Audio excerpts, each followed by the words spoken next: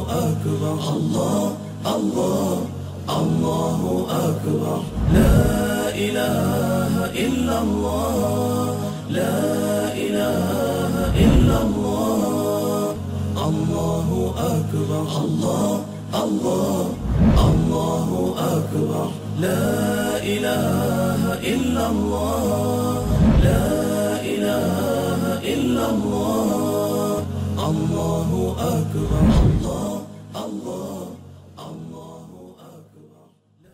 السلام عليكم ورحمة الله وبركاته. الحمد لله الذي قال في قوله وهو أصدق القائلين بسم الله الرحمن الرحيم ولقد خلقنا الإنسان من سلالة من طين ثم جعلناه نطفة في قرار المكين وأشهد أن لا إله إلا الله وحده لا شريك له وأشهد أن سيدنا محمدا عبده ورسوله اللهم صل على سيدنا محمد صلى الله عليه وعلى آله وأصحابه ونحن مجتمعون أما بعد أيها الإخوة. Wapenzi watazamaji wa televisheni yetu African TV, ama kwa hakika mwanadamu katika kuumbwa kwake kutokana na udongo wa sulala, ndani yake kuna mazingatio yaliyokuwa makubwa.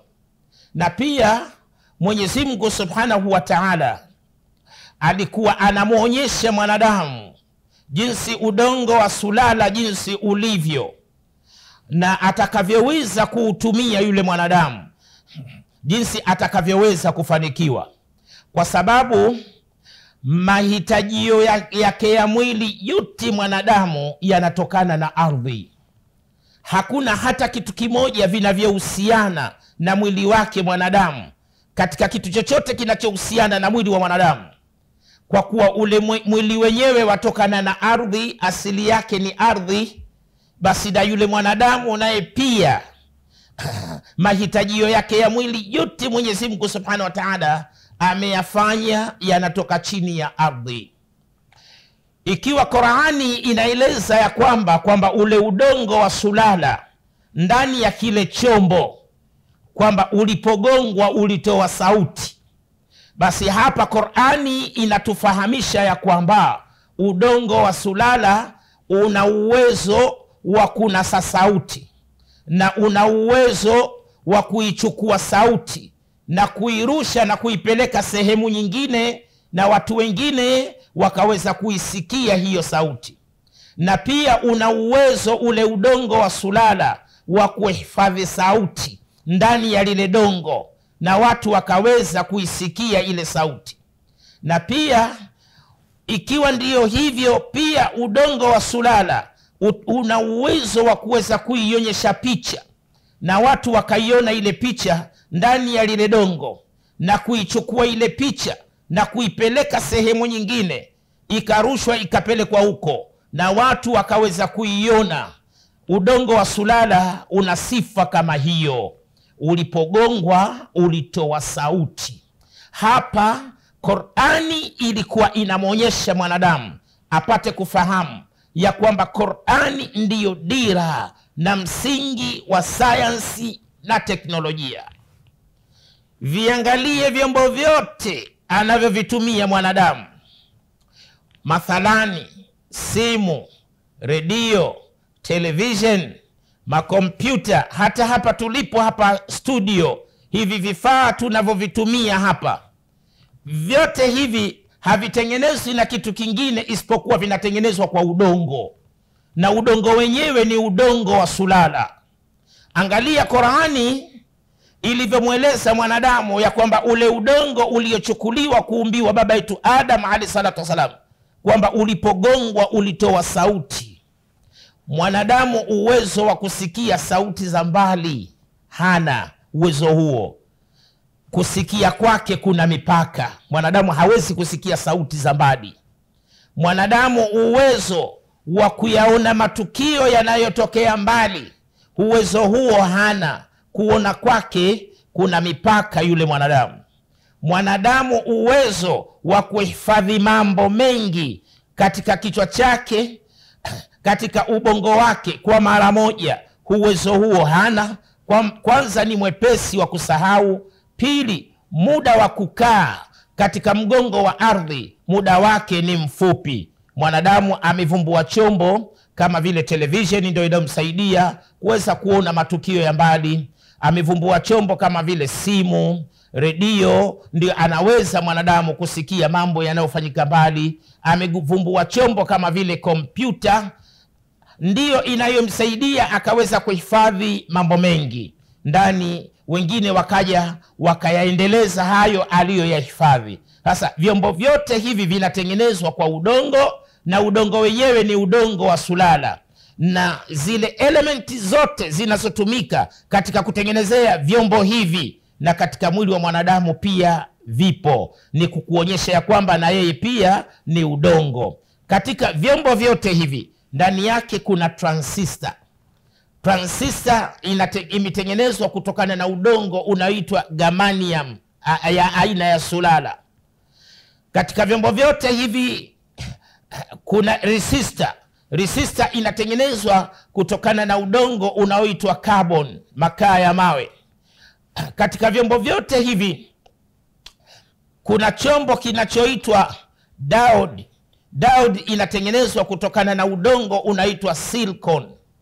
Katika vyombo vyote hivi kuna chombo kinachoitwa wire. Wire zinatengenezwa kutokana na udongo unaitwa copper au shaba.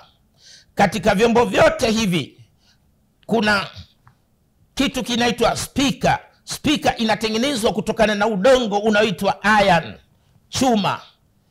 Sasa sampuli zote hizi za udongo ambavyo ndani yake ndio zimetolewa sampuli hizo za udongo, huu ndio udongo wa sulala, na vile vitu vilivyotolewa ndani yake ndiyo sulala.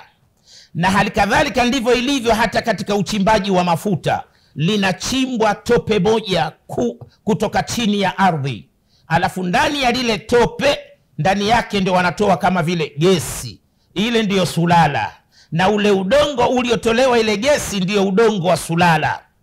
Na pia utakuta wanachimba, wanatoa tope moja kutoka chini, ndani yake wanatoa petroli, wanatoa kerosene, mafuta ya taa, jet 1 mafuta ya ndege, wanatoa diesel, alafu baadaye wanakuja wanatoa grease, wanatoa oil, mwisho wanatoa rami. Vitu vyote hivi vimetolewa ndani ya udongo. Udongo huu ambao uliotolewa vitu hivyo ndiyo udongo wa sulala, na vile vitu vilivyotolewa ndiyo sulala. Ni vitu vyenye nguvu maalumu ya kuweza kufanya kazi maalumu. Kwa hiyo udongo wa sulala una uwezo ukatengeneza kitu kikaweza kufanya kazi kama alivyokuwa yeye mwenyewe mwanadamu. Mwanadamu pia ana nguvu za kinishati, za kiumeme. Basi ndio maana unamuona mwanadamu ni dongo hilo, linatembea, linaona, linasikia, linanusa, akaweza kuhifadhi mambo mbalimbali. Kwa hiyo hapa Mwenyezi Mungu Subhanahu wa Ta'ala, Qur'ani ilikuwa inamuonyesha mwanadamu apate kuelewa ya kwamba Qur'ani ndiyo dira na msingi wa sayansi na teknolojia. Kwa hiyo vitu vyote hivi vinatolewa chini ya ardhi. Nilipokuwa katika chuo kikuu cha Zanzibar University, kuna mwanafunzi mmoja aliniuliza, akanambia, shekhe, katika kuisoma kwangu Qur'ani sijawahi kuona katika Qur'ani mahali ambapo Qur'ani imetaja petroli, imeandikwa huko kwenye Qur'ani. Hajawahi kuona jambo kama hilo.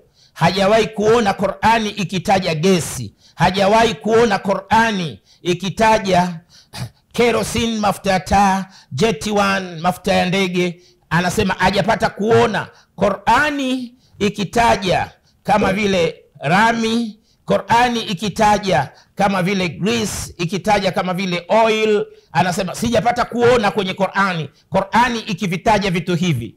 Na nyinyi munajinasibu ndani ya kitabu chenu, munasema ya kwamba Qur'ani ma faratna hatujaacha jambo lolote lile ndani ya kitabu hiki kitakatifu Al-Qur'an Al-Karim.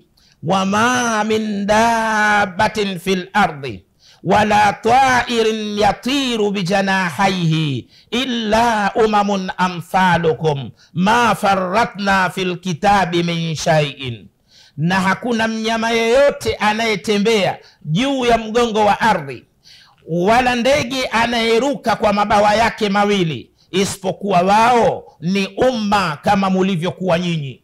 Jambo hili ndio wamekuja kulijua sasa, ya kwamba hawa wadudu, wanyama, ndege nao pia wanaishi kwa sampuli ya maumbile yao na wanaishi vile vile kwa koo. Ndio wamekuja kujua sasa hivi.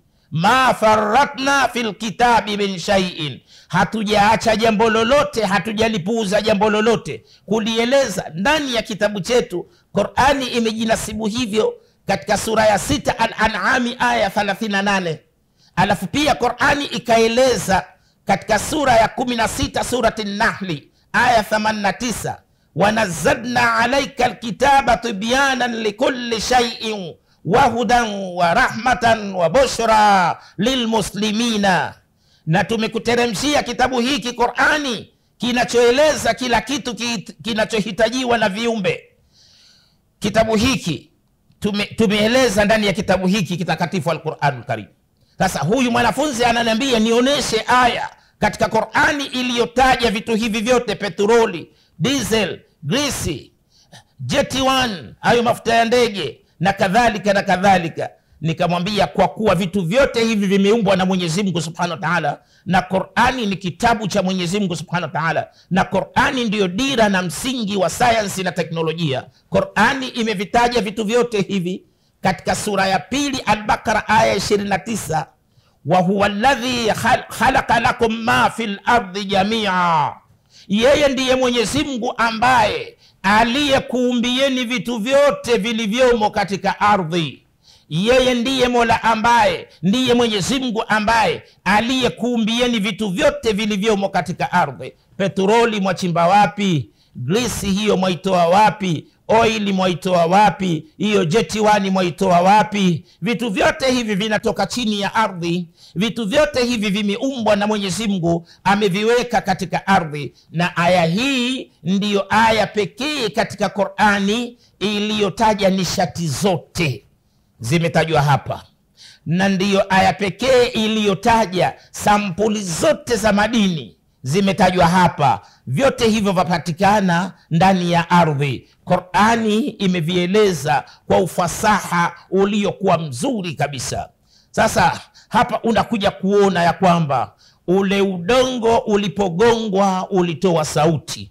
Sasa viangalie vyombo vyote hivi: simu, television, maredio hayo, masatellite, vyote unapopatikana ule umeme wa nje ukiingizwa na ule umeme wa ndani katika vyombo hivyo ukija ukiungana, ndipo pale vinapoweza vyombo hivyo vikafanya kazi kama hivi tunavyoshuhudia. Simu ukaweza kuwasiliana na mtu aliyekuwa mbali na wewe, pengine wewe uko Afrika, huyo mtu yuko Ulaya au Amerika.